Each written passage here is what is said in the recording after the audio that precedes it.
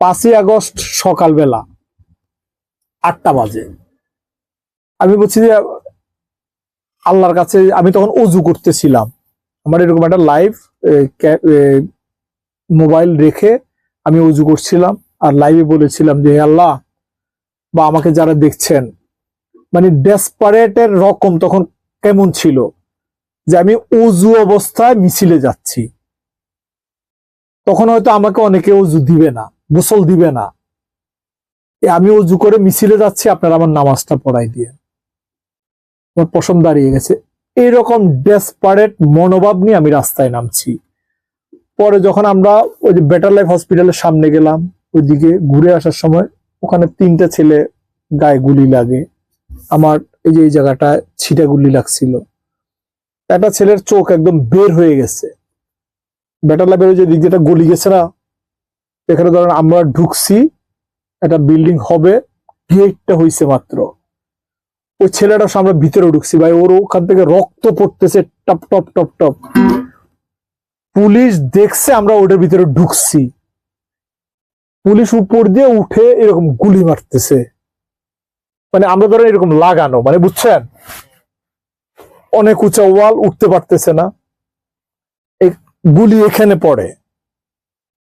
মানে এইরকম সিচুয়েশনে মাঠে ছিলাম।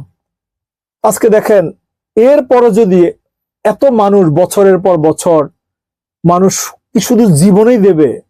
আমরা তো একটা সুন্দর দেশ চাই। আমাদের দেশটাকে আমরা চাইলেই ভালো রাখতে পারি। আমাদের চাইতে কত ছোট ছোট কান্ট্রি পৃথিবীতে আছে, অনেক ভালো আছে।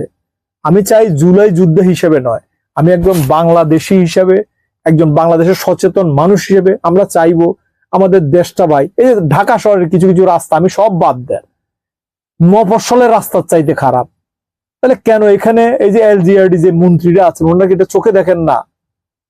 মানে আমি বুঝাতে পারছি, এখানে তো জুলাই যুদ্ধ আর 71-এর যুদ্ধ নিয়ে কোনো প্রশ্ন না। হচ্ছে আমি একজন শিল্পী হিসেবে প্রথম আমি গান দিয়ে প্রতিবাদ করেছি। তারপর সেকেন্ড হচ্ছে আমি সরজমিনে আমি নিজে শারীরিকভাবে আমি রাজপথে নেমেছি।